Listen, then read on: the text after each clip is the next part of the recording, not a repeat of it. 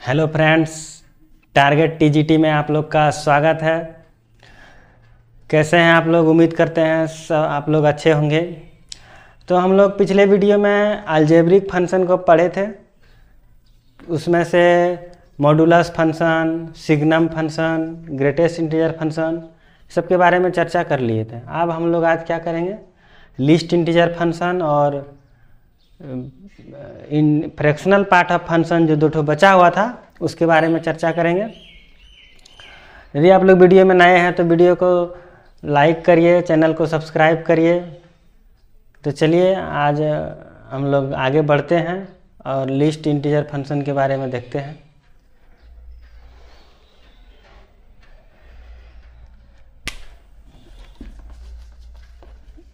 थोड़ा सा रिवीजन कर लेते हैं पिछले का। जैसे कि ग्रेटेस्ट इंटीजर में क्या था, y equal to greatest integer of x। इसका क्या होता था, जस्ट छोटा इंटीजर, जस्ट छोटा इंटीजर।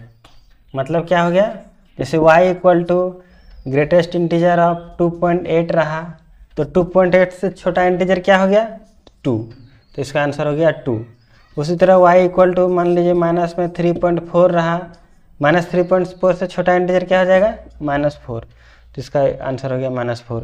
तो आज हम लोग लिस्ट इंटीजर फंक्शन के बारे में चर्चा करेंगे, उसका ग्राफ देखेंगे, उसका कैसे डोमेन रेंज निकलेगा उसको देखेंगे। तो चलिए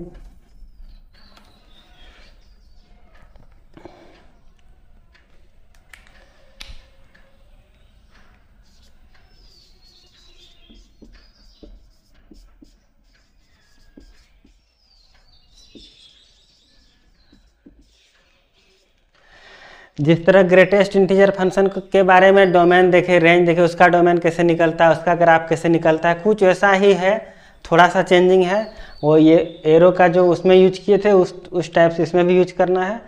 तो उस चीज़ को बढ़िया से याद रखना है कि किसका मतलब क्या होता है। जैसे कि इस तरह का एरो था, ऐसे एरो था, ऐसे एरो था। इस सब का मतलब बढ़िया से याद रखना है कि कैसे यूज करना है, तभी ग्राफ खींच पाएंगे। जब तक मतलब नहीं इसका समझेंगे तो कैसे ग्राफ खींचेंगे। तो यदि आप पिछले वीडियो नहीं देखे हैं तो इसका लिंक डिस्क्रिप्शन में दे देंगे, देख लीजिएगा। ठीक है, चलिए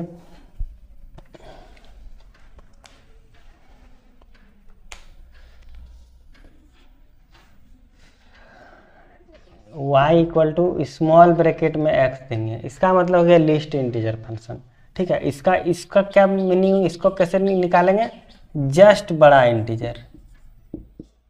ग्रेटेस्ट इंटीजर में जस्ट छोटा इंटीजर, इसमें जस्ट बड़ा इंटीजर।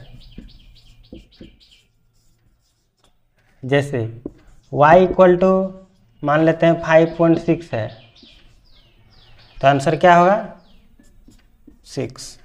मान लीजिए y इक्वल टू है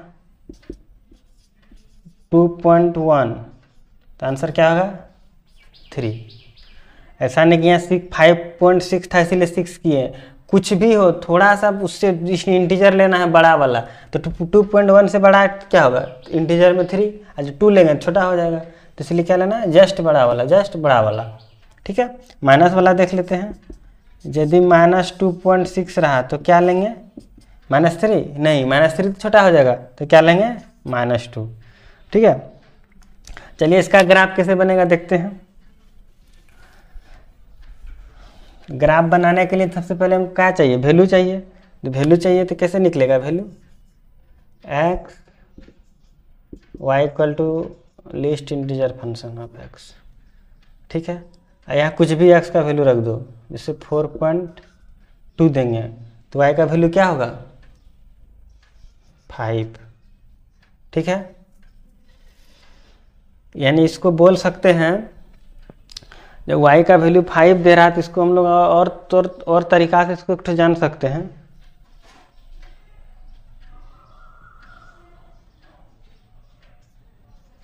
चलिए उसे प्रॉपर्टीज में बताएंगे। चलिए पहले ग्राफ खींच लेते हैं। और कुछ ले लो, 2.2 ले लो क्या देगा, 3। 0.1 ले लो क्या देगा, 1। माइनस में ले लेते हैं, -3.5 ले लो क्या देगा, -4। -4 नहीं, -4 छोटा आ जाएगा, -3। इसका ग्राफ कैसे होगा?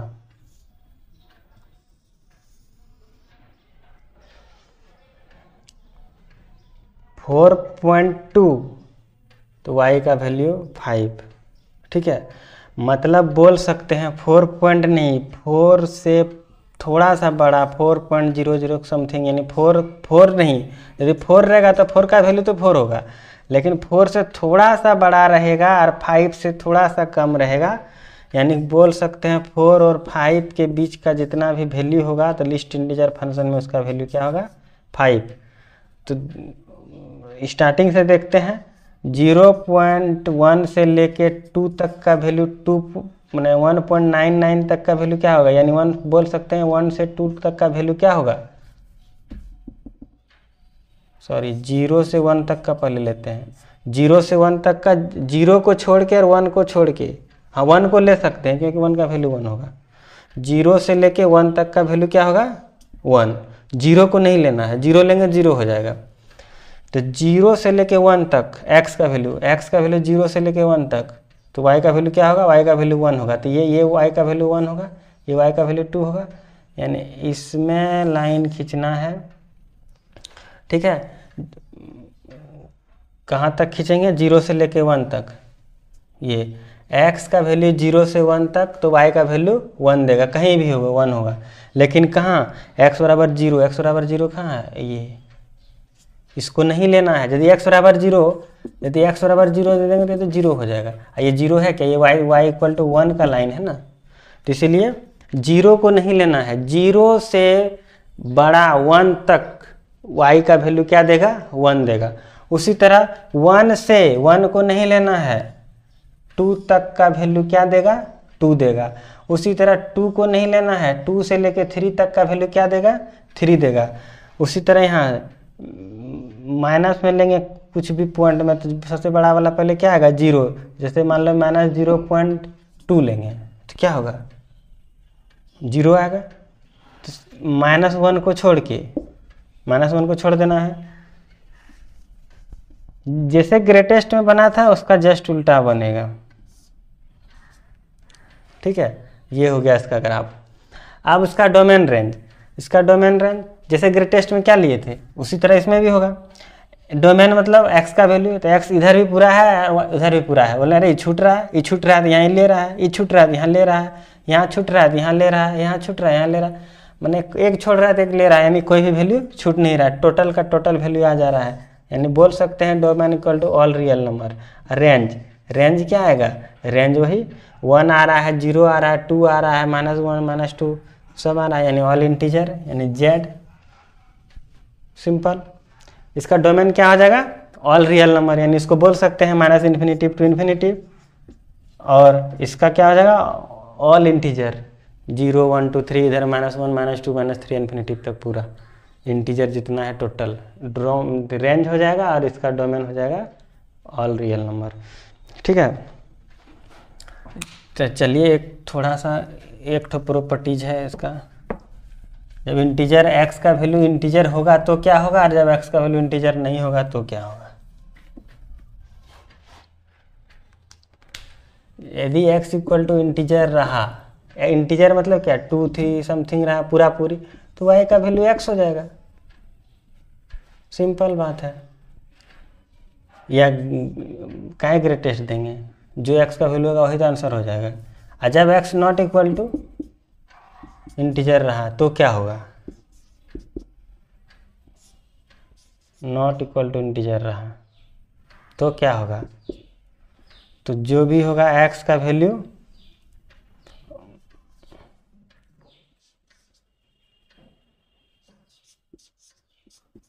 +1 हो जाएगा, होगा कि नहीं?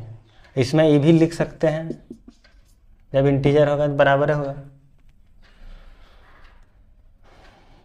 ग्रेटेस्ट इंटीजर में 1 जोड़ देंगे तो आ जाएगा। चलिए देख लेते हैं। मान लो y इक्वल टू दिया हुआ 7.3 लिस्ट इंटीजर में, तो इसका वैल्यू क्या हो जाएगा? 8। अब इसका ई मेथड से देखते हैं हो रहा है कि नहीं। तो ये मेथड से ग्रेटेस्ट इंटीजर ऑफ 7.3 +1, इसका वैल्यू 7 + 1 8, 8 बराबर तो हो गया, बराबर तो हो गया।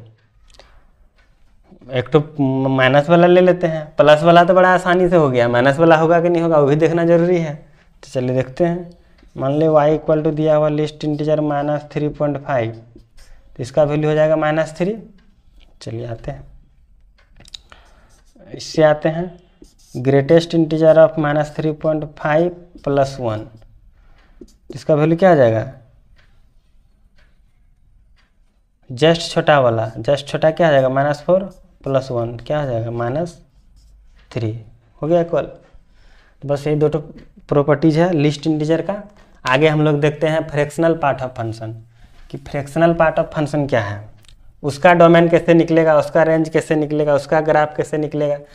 सारा का डोमेन ग्राफ सीख लेंगे, उसका हम लोग डोमेन रेंज का स्पेशल एक वीडियो लेके आएंगे। उसमें सारा बहुत सारा क्वेश्चन का प्रैक्टिस, जो कि पूछा हुआ क्वेश्चन रहेगा या फिर इम्पोर्टेंट रहेगा, उस सबको पूरा डोमेन और रेंज को देखेंगे कि कैसे डोमेन रेंज निकलता है। तो उसमें और जो भी थोड़ा डाउट है उसमें एकदम पूरा क्लियर हो जाएगा। उसमें ऑल टाइप रहेगा, उसको उसमें ग्राफ मेथड से भी सीखेंगे और भी जो सॉल्व करने का तरीका है उससे भी सीखेंगे। बस आप लोग वीडियो को स्किप मत करिए, पूरा एंड तक देखिए तो ही समझ में आएगा कि क्या हो रहा है नहीं हो रहा है। ऐसे थोड़ा सा देखिएगा तो क्या समझ में आएगा कि पूरा कंप्लीट क्या है। ठीक है, चलिए आगे आगे बढ़ते हैं। हम लोग कहाँ अभी और कौन सा बोले अभी? Fractional part of function, fractional part of function.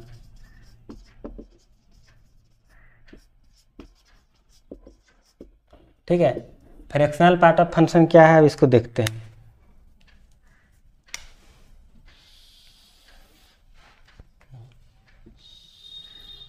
ठीक है, y equal to curly bracket में x, इसको बोलते हैं फ्रैक्शनल पार्ट ऑफ फंक्शन। ठीक है, फ्रैक्शनल पार्ट ऑफ फंक्शन का वैल्यू जैसे कि y इक्वल टू हो जाएगा, मान लो 7.8 है, तो इसका वैल्यू हो जाएगा 0.8। पॉइंट के बाद वाला, पॉइंट के बाद वाला। लेकिन हाँ, ये पॉजिटिव के लिए, नेगेटिव के लिए कुछ और, तो उतना बताने की जरूरत नहीं है। एक फार्मूला बताते हैं, सब में काम करेगा, वो पॉजिटिव रहे नेगेटिव रहे कुछ रहे। ठीक है, तो क्या होगा?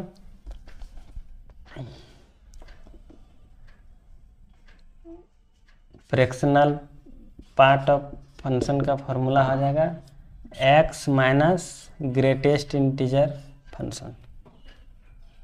ठीक है, fractional part of x equal to क्या हो जाएगा? x minus greatest integer of x। अब देख लेते हैं x का वैल्यू कुछ भी लो, बोले बोले प्लस नहीं है माइनस से लेते हैं, चलो ले लो। क्या लेना है? x का वैल्यू माइनस में लेना है, -2.4 लेते हैं। ठीक है, क्या आता है देखते हैं। सब पहले प्लस लेके देख लेते हैं ना कि सही होता है कि नहीं, पॉइंट के बाद वाला। फिर उठो लेंगे, 2.8 लेते हैं। तो 2.8 फ्रैक्शनल पार्ट ऑफ 2.8 का वैल्यू क्या होगा? 2.8 minus greatest integer of 2.8, 2.8 minus इसका वैल्यू 2, तो ये क्या हो जाएगा? 0.8। वही बात तो बोले कि पॉइंट के बाद वाला लेना है। ये तो पॉइंट पॉजिटिव वाला देख लिए, निगेटिव वाला भी देख लेते हैं। मान लेते हैं x का वैल्यू ले लेते हैं -3.4। ठीक है, तो क्या होगा इसका? -3.4 माइनस 3.4। ठीक है, -3.4 माइनस इसका वैल्यू क्या आ जाएगा? जस्ट छोटा वाला, यानी -4, -3.4 माइनस +4, ये क्या हो जाएगा? 4 ना होगा, ये क्या हो जाएगा? 0.6। पॉजिटिव वाला में वो मेथड काम नहीं करेगा कि पॉइंट के बाद वाला ले लेंगे। पॉजिटिव वाले निगेटिव वाला, वो पॉजिटिव वाला के लिए है कि सिर्फ पॉइंट के बाद। आप प्रैक्टिस से भी पता चल जाएगा, जब 0.4 है तो यहाँ 0.6 आएगा माइनस वाला में, क्या दिक्कत है उससे? एक दो बनाने के बाद समझ में आने लगेगा। तो अभी है कि स्टार्टिंग है, इसीलिए लग रहा है क्या करेंगे सब फार्मूला, कोई फार्मूला नहीं। माइनस है तो 0.4 है तो 0.6 होगा। मान लो जैसे माइनस में दिया हुआ 0.8.2, इसका आंसर 0.8। माइनस में दिया हुआ है 5.6, तो इसका आंसर 0.4। हाँ, यही प्लस में दिया रहेगा तब मान लो 5.4 दिया हुआ प्लस में, तो इसका आंसर 0.4। ठीक है, इसको वैल्यू निकालना सीख लिए। अब हम लोग इसका ग्राफ सीखेंगे कि ग्राफ कैसे, जब तक ग्राफ नहीं निकलेगा डोमेन रेंज बनाने में मज़ा ही नहीं आएगा। एक बार डोमेन रेंज समझ में आ गया ग्राफ के मेथड से, हर मेथड से समझ में आएगा। तो चलिए इसको खींचते हैं इसका ग्राफ। ग्राफ खींचने से पहले क्या करना होगा, वैल्यू निकालना होगा। बिना वैल्यू का ग्राफ कैसे खिंचाएगा, y = x, यहाँ दे दो कुछ भी दे दो 2.6 तो क्या होगा 0.6, यहाँ दे दो 3.2 0.2, यहाँ दे दो -2.8 0.2, यहाँ दे दो -3.4 0.6। ठीक है, क्या देख रहे हैं, कुछ भी वैल्यू दो 1 से छोटा ही आएगा। 1 कभी आएगा क्या, कभी नहीं आएगा। जो भी होगा 1 से छोटा आएगा। यानी हम बोल सकते हैं x का वैल्यू कुछ भी डालेंगे, माइनस रहे प्लस रहे कुछ भी रहे, या तो 0 आएगा या तो 0 से बड़ा है लेकिन 1 से छोटा आएगा। ठीक है, इसका ग्राफ कैसे खिंचाएगा देखते हैं। x का वैल्यू 0 तो y का वैल्यू 0। ठीक है, ऐसे करके बढ़ेगा, बढ़ते बढ़ते बढ़ते हैं। मान लीजिए 1 का लाइन है, y = इस सीधा में जाएगा लेकिन 1 को नहीं लेगा। उसी तरह 1 पॉइंट समथिंग लेंगे, फिर भी वही आंसर वही होगा, उधरे बढ़ेगा पॉइंट की ओर। ये सब क्या है, y का 0.1 0.2 0.3 सब बढ़ रहा है, उस जा रहा है लेकिन 1 को नहीं लेगा। उसी तरह 2 पॉइंट समथिंग लेंगे, फिर भी 1 लेगा, 1 होगा, 1 से कम होगा, वही होगा, वही होगा। माइनस में भी चल जाओ, वही होगा, 1 से छोटा ही होगा। ये हो गया फ्रैक्शनल पार्ट ऑफ फंक्शन का ग्राफ। अब इसका डोमेन रेंज कैसे निकलेगा, तो देख रहे हैं डोमेन क्या है, डोमेन तो इजी है, इधर भी पूरा बढ़ रहा है इधर भी पूरा बढ़ रहा है, कुछ भी वैल्यू ले रहा है सब हो रहा है, तो ऑल रियल नंबर हो जाएगा। और रेंज क्या हो जाएगा, रेंज इक्वल टू देखो 0 हो रहा है और 0 पॉइंट समथिंग हो रहा है, 0 हो रहा है, 0 हो रहा है, 1 हो रहा है क्या, 1 नहीं हो रहा है। बस यही तो, 0 से 1 के बीच का सारा वैल्यू y का आ रहा है लेकिन 1 नहीं आ रहा है। तो 0 से 1, 0 को इंक्लूड करेंगे और 1 को एक्सक्लूड करेंगे, हो गया रेंज। बस फ्रैक्शनल पार्ट ऑफ फंक्शन खत्म।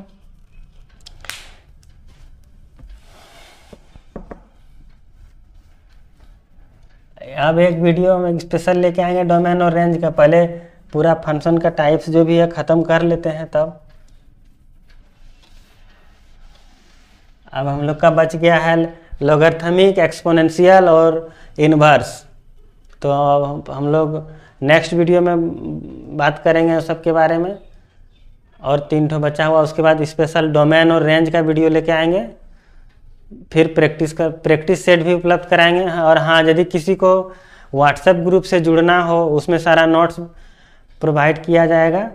फिजिक्स का भी मिलेगा इंग्लिश मीडियम में, और मैथ का तो मिलेगा ही मिलेगा। यदि किसी को व्हाट्सएप ग्रुप से जुड़ना हो तो डिस्क्रिप्शन में लिंक दे देंगे, उससे जुड़ सकते हैं। ठीक है, आज के लिए इतना ही, धन्यवाद।